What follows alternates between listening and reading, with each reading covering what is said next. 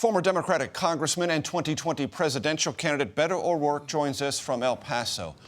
Beto, briefly, you've been there a short while. What have you learned, and how long will you stay in El Paso? I just came home yesterday and got to spend time with some of the victims and their families at University Medical Center, not too far from where we are at the scene of the shooting right now. Extraordinarily courageous people and just an amazing, strong community that's coming together in the face of this tragedy.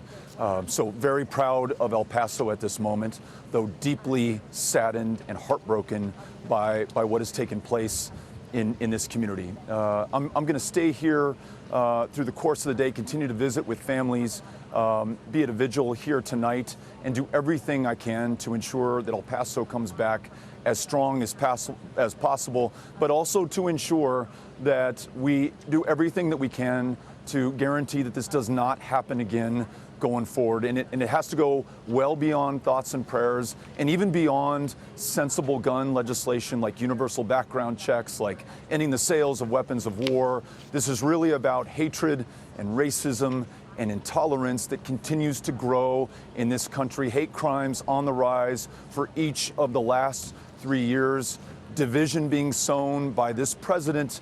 Hatred being welcomed during his administration. All of us must stand up against this and for a much better, a much safer country. Are you saying President Trump is indirectly responsible for this?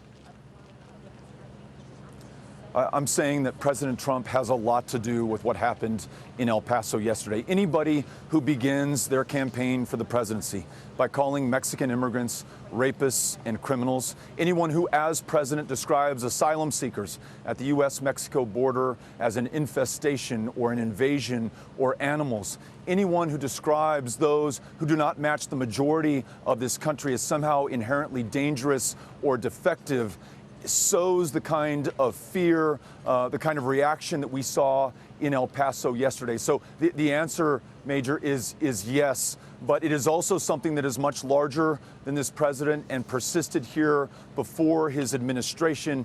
It's up to all of us to put an end to this racism and make sure that we don't just tolerate our differences, but as we've shown here in El Paso, we embrace them as the very source of our strength and our success, and yes, also our safety and our security.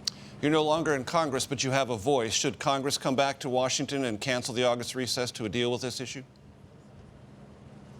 Absolutely. We're grieving here in El Paso, but our hearts are also with the people of Dayton, Ohio, Gilroy in California, all across this country, in mass shootings like those that we saw here in El Paso, and the shootings that have become so numbingly common, they don't even make the newscasts or the headlines of the daily paper, happening one or two at a time. The fact that we will lose nearly 40,000 of our fellow Americans this year and every year until we change course demands an urgency that has been absolutely lacking from Congress. So let's follow the lead of those students who are marching for our lives. Let's follow the lead of those moms who demand action. Let's follow the lead of those families here in El Paso who I've been listening to, who demand the kind of change that we need. Congress should come back in session, pass legislation. The president should sign it into law, but then we must also acknowledge that it has to go beyond that. The kind of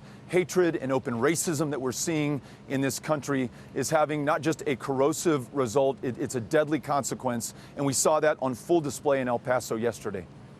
One last thing before I let you go. George P. Bush, the land commissioner in Texas, wrote on Twitter, "There have now been multiple attacks from self-declared white terrorists here in the United States in the last several months. This is a real and present threat." Your reaction? He's absolutely right, but he's got to take the next step and describe why that threat exists in this country. President Trump, who called white nationalists and Klansmen and neo-Nazis very fine people after Charlottesville, who described the countries of Africa as nations, who said he wants more immigration from Nordic countries, the whitest places on the planet. The president not only tolerates but invites the kind of racism and hatred that not only offends us but changes who we are as a country and produces the kind of violence that we saw in El Paso. Former Congressman Beto O'Rourke, thank you.